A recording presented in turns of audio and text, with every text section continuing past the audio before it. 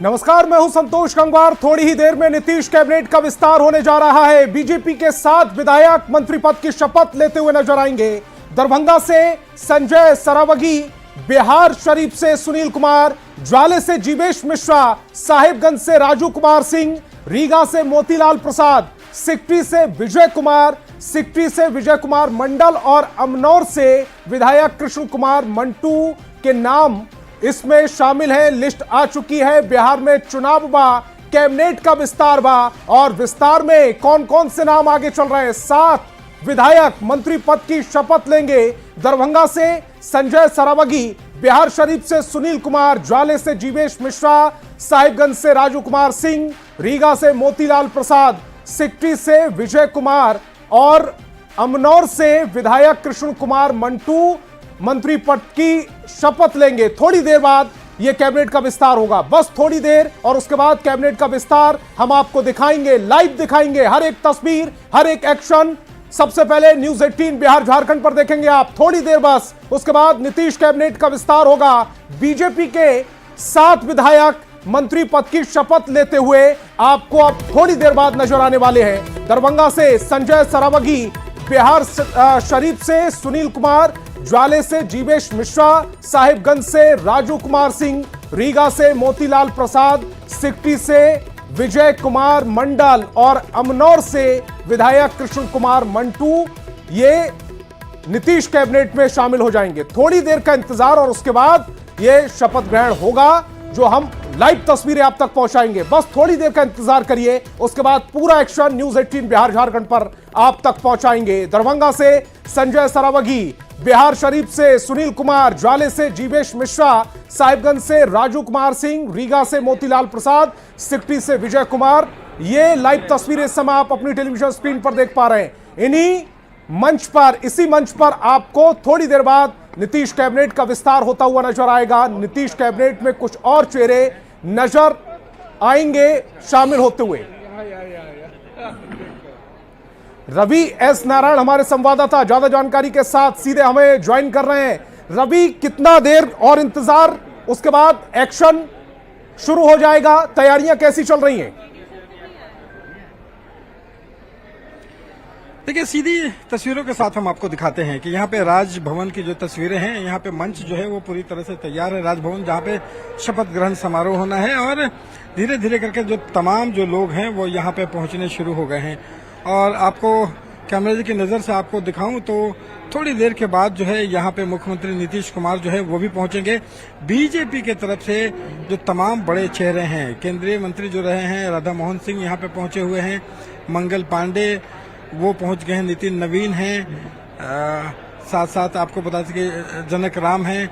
कई मंत्री जो कि बिहार सरकार में पहले से जो मंत्री हैं वो पहली पंक्ति में तमाम मंत्री बैठे हुए हैं, और जो 7 कुर्सियां खाली रखी गई है अग्रिम पंक्ति में, उन 7 मंत्रियों के लिए जो नई शपथ ग्रहण आज करने वाले हैं, तो उन तमाम लोगों का इंतजार है। बीजेपी से वहां से जो बैठक हुई है, खत्म हुई है, वहां से तमाम लोग यहाँ निकल करके थोड़ी देर में यहाँ पे राजभवन पहुंचेंगे, और ठीक 4 बजे जो है वो शपथ ग्रहण समारोह जो है वो शुरू होने वाला है।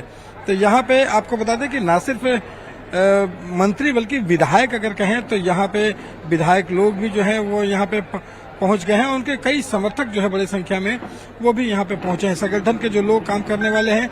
लेकिन आपको बता दूं कि अभी तक जदयू की तरफ से कोई बड़ा चेहरा जो है वो नहीं दिखाई पड़ रहा है। हालांकि जदयू की तरफ से कोई मंत्री नहीं बना है, लेकिन अमूमन ऐसे शपथ ग्रहण समारोह में जो है वो दिखाई पड़ता है। एक तरह से संभावना ये है कि जब मुख्यमंत्री एकजुटता के तौर पर जेडीयू और हम के जो प्रतिनिधि होते हैं वो आते हैं आमतौर पर, लेकिन आप जैसा बता रहे जेडीयू की ओर से कोई नहीं नजर आ रहा। जी बिल्कुल, अभी देखिए विधानसभा अध्यक्ष जो हैं वो नंद किशोर यादव वो भी यहाँ पे पहुंचे हैं। देखिए अभी तक यहाँ पे जदयू की तरफ से कोई बड़ा चेहरा अभी तक नहीं पहुंचा है, लेकिन अभी वक्त है यहाँ शुरू होने में शपथ ग्रहण समारोह के।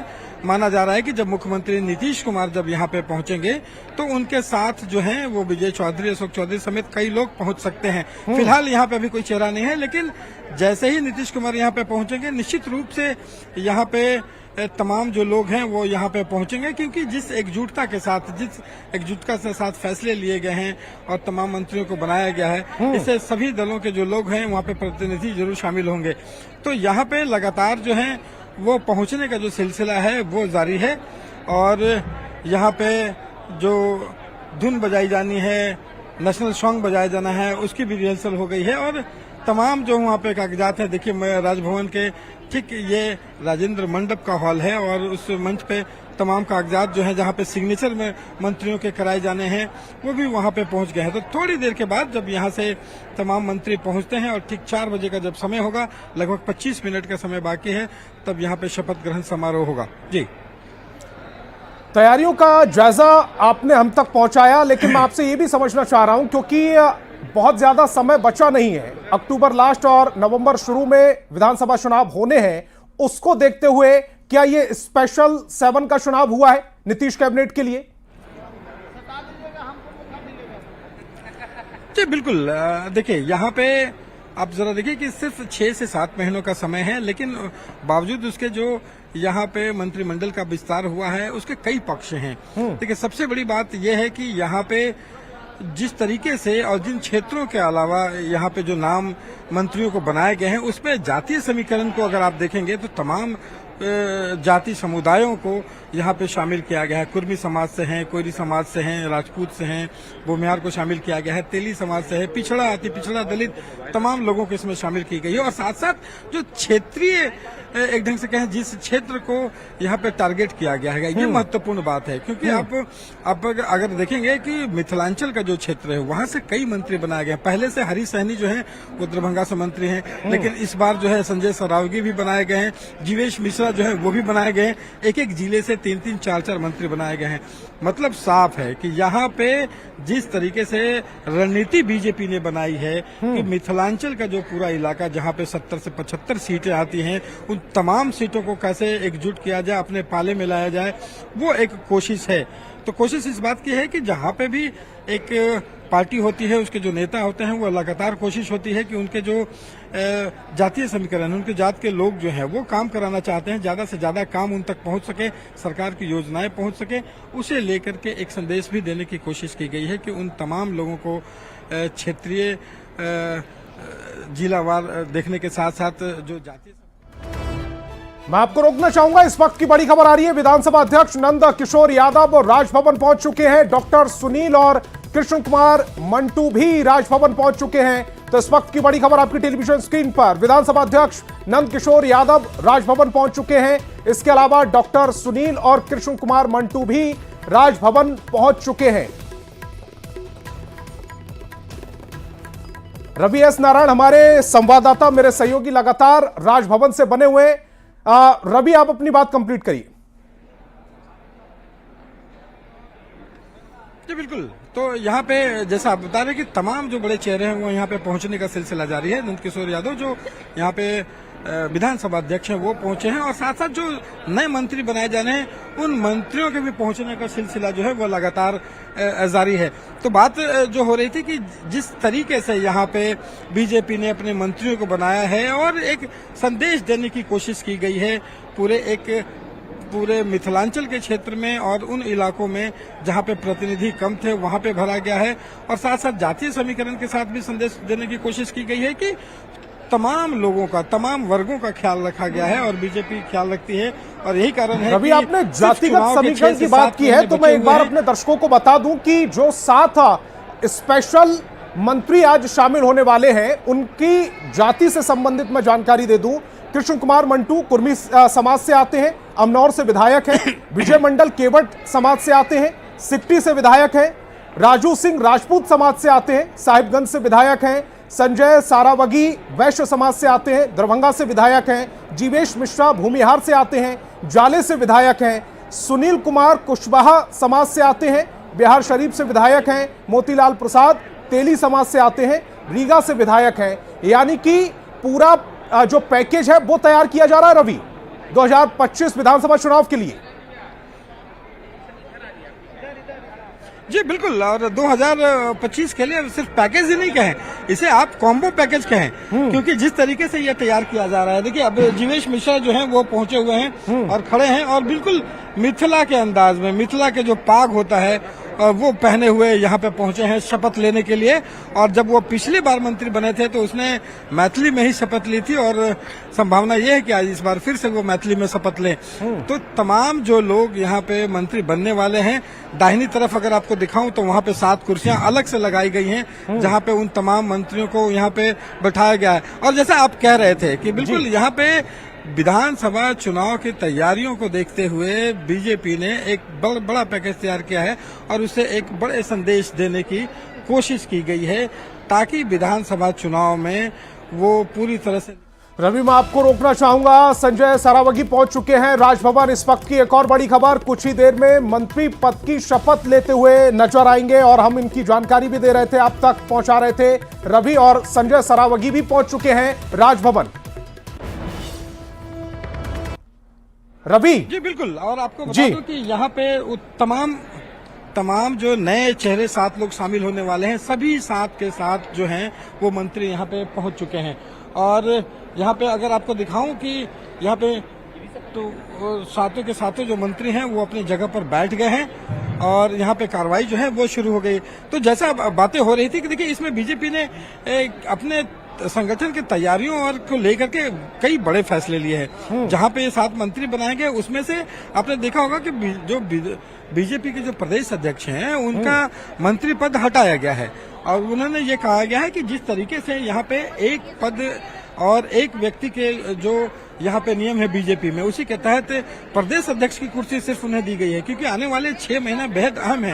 वो हर एक जिले में पंचायतों तक पहुंचेंगे, दौरा करेंगे, वैसे में मंत्री पद उनको खाली करना चाहिए, और ये उनका फैसला हुआ कि तत्काल जो है वो मंत्री पद उन्हें छोड़ना पड़ा है। तो वो पूरी तरह से संगठन में काम करेंगे। तो एक ढंग से कहें कि इस कैबिनेट विस्तार के जरिए बीजेपी ने एक साथ कई रणनीतियों पर काम किया है, और पिछले दिनों जैसे प्रधानमंत्री ने यहाँ पर भागलपुर में आकर के जो बड़ी घोषणाएं की, अगले दिन जो है जेपी नड्डा यहाँ पे पहुंचते हैं, कोर कमेटी की बैठक होती है, तो अगले 2 दिन में तेजी से गतिविधियां बदली है, और तमाम जो है फैसले आज सामने हैं।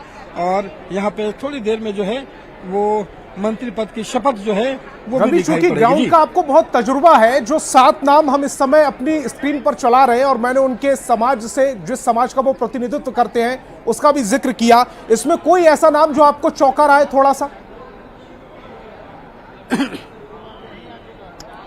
जी देखिए, यहाँ पे चौंकाने जैसा कोई नाम नहीं है।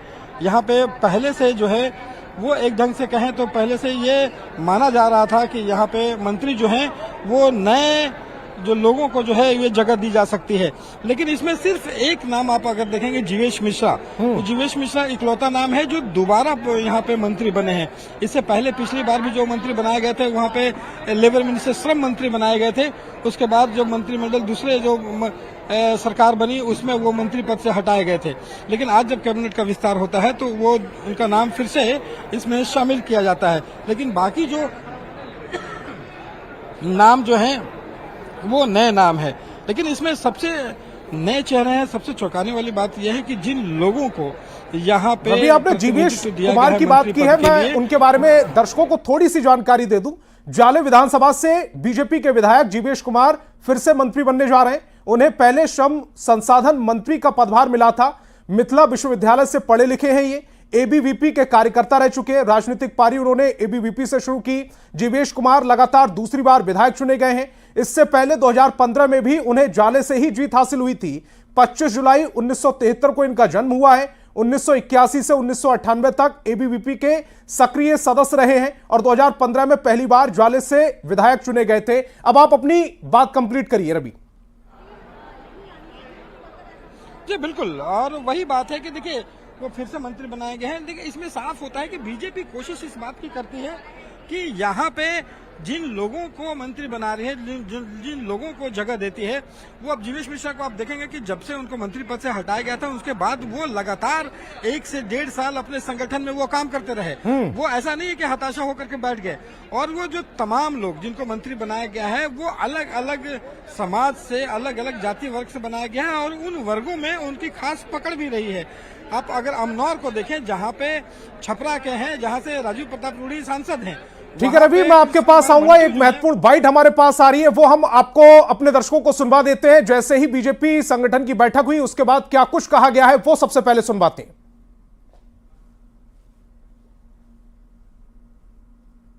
कम समय है और पार्टी के आशाओं के अनुरूप करना है और जनता के आशाओं के भी अनुरूप करना है। आप मानते हैं कि कार्यकर्ता को मौका बीजेपी देती है, इस बात से पता चलता है। बिल्कुल बिल्कुल बिल्कुल। कम समय मिला है आपको, काफी कम समय मिला है, तो बड़ी चुनौती है।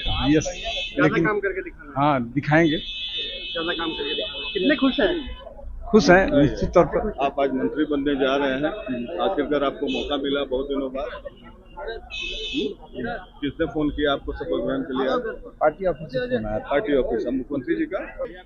बहुत बहुत शुभकामना सभी लोगों को।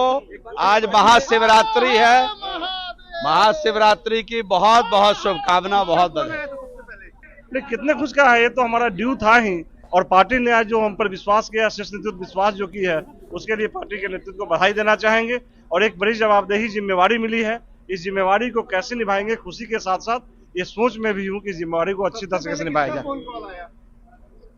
ये देखिए, पार्टी के शीर्ष नेतृत्व का कॉल आया, कल से ही बात हो रही थी, लेकिन कम समय मिला है आपको, काफी कम समय मिला है और बड़ी जिम्मेदारी है। बिल्कुल, मैं तो कहीं बाहर जा रहा था, कम समय मिला है, समय में सीखने का भी मौका है और लोगों को दिखाने का भी मौका है। चैलेंजिंग है, 6 महीने के अंदर में जो विभाग मिले उस विभाग को बिहार में नंबर 1 लाना है। तो राजू सिंह को सबसे आखिर में आपने सुना है। बिहार के साहिबगंज से विधायक राजू सिंह एक रसूखदार, सियासतदान और बड़े उद्योगपति हैं। उनका जन्म 12 जनवरी 1970 को पारू के आनंदपुर खरौनी गांव में हुआ। राजू सिंह ने कई राजनीतिक दलों से चुनाव लड़ा और जीता।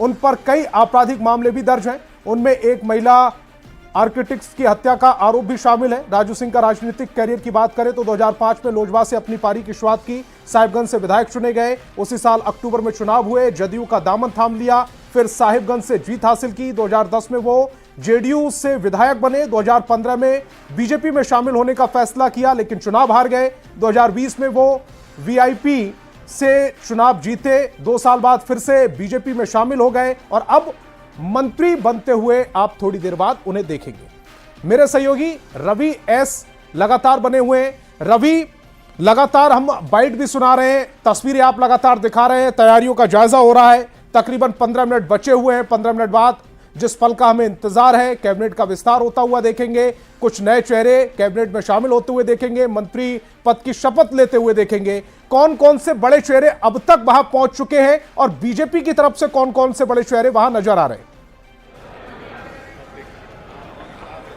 देखिए, अभी तक बीजेपी के तरफ से जो है वो बिहार से जुड़े हुए लगभग तमाम जो बड़े चेहरे हैं, जो मंत्री हैं, वो यहाँ पे पहुंचे हुए हैं। मंगल पांडे को अगर देखें वो पहुंचे हैं, जनक राम है वो पहुंचे हुए, नितिन नवीन हैं और नीरज कुमार बबलू जो पीएचडी मंत्री हैं वो पहुंचे हुए हैं, राधा मोहन सिंह जो पूर्व केंद्रीय कृषि मंत्री थे वो पहुंचे हुए हैं। कई बड़े चेहरे जो हैं वो यहाँ पे पहुंचे हुए हैं और संगठन के जो लोग हैं वो बड़े संख्या में यहाँ पे पहुंचे हुए हैं। लेकिन अभी इंतजार, अभी थोड़ा वक्त है। जो दोनों डिप्टी सीएम हैं, सम्राट चौधरी और आपके विजय सिन्हा, वो थोड़ी देर में यहाँ पे पहुंचेंगे और तमाम लोगों का इंतजार जो है वो मुख्यमंत्री नीतीश कुमार का है। जब मुख्यमंत्री नीतीश कुमार यहाँ पे पहुंचेंगे उसके बाद यहाँ पे शपथ ग्रहण समारोह जो है वो शुरू होगा।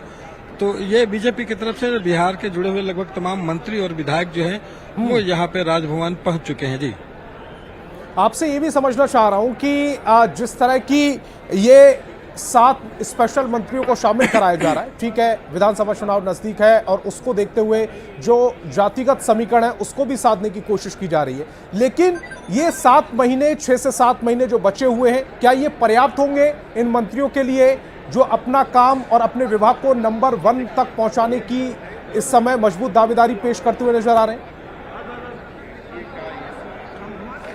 देखिए, यहाँ पे अगर विभाग की अगर बात करें तो 6 महीने का जो वक्त होता है किसी विभाग के लिए बहुत ज्यादा वक्त नहीं होता है जहाँ पे बहुत काम कर सके।